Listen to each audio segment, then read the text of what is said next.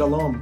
Welcome everyone to my Torah Talk, and we hope this finds all of you healthy and safe and taking all of the necessary precautions to keep you and your family and loved ones healthy and safe, especially our elderly. Our great concern has to be about their welfare. This Shabbat, I'd like to talk a little bit about an event that occurs on the calendar next week. Next week is that Black Fast, the darkest day on the Jewish calendar, known as Tisha B'Av, the 9th of the month of Av. And this day is a catastrophic day in Jewish history. It's known as the Black Fast, as opposed to Yom Kippur, which is called the White Fast. We believe in God's forgiveness. But the Black Fast commemorates the destruction of the Holy Temples, the first in 586 before the Common Era, and the second during the period of the Roman occupation during the Common Era. These two catastrophic events both occurred on the same ill-fated day, the 9th of Av. And additionally, in 1492, on the 9th of Av, the Edict of Expulsion was signed by King Ferdinand and Queen Isabella, expelling the Jews from Spain and ending what was a golden age of Jewish science and knowledge and literature that flourished in Spain during that period of time under the rule of the Moors. You know, when we think about a catastrophic day in our life or in the life of a people, we have to also recognize that as dark as that moment might be, there's also the birth of light. There's an old expression, in every birth there is a death, and in every death there is a birth. If you've ever looked at the combination of a sperm and an egg under an electron microscope, you see something very interesting happens.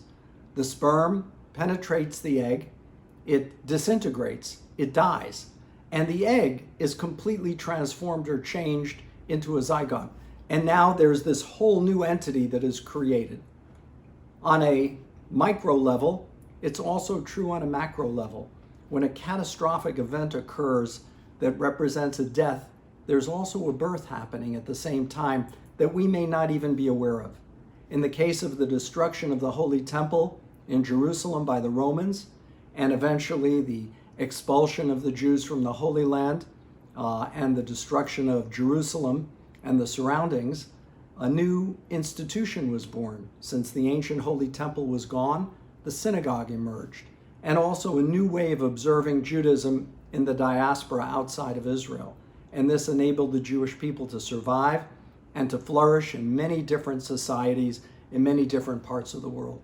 So even though that horrific death occurred, the death of Jewish sovereignty over Jerusalem, the end and destruction of the Bet HaMikdash, of the Holy Temple, there was a rebirth.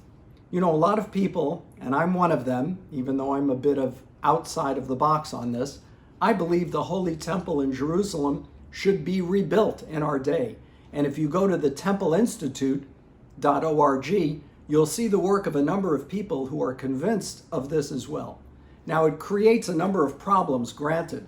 What will happen when you try to rebuild an ancient holy temple? Who will be the authority that you turn to?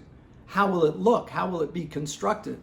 And also, how do you deal with what's on the Temple Mount now? 2 giant mosques.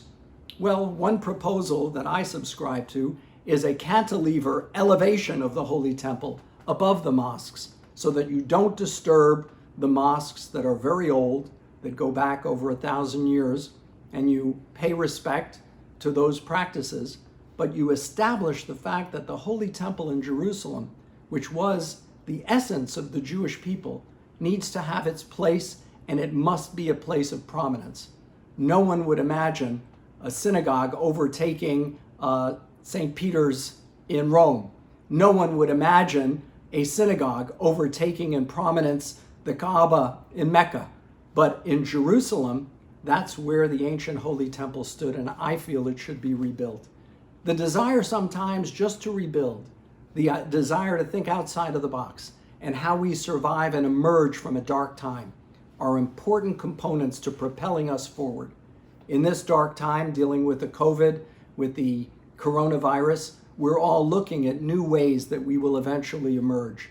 And that kind of thinking that's hopeful and future-oriented is what has carried our people through and will carry us through as well. Shabbat Shalom.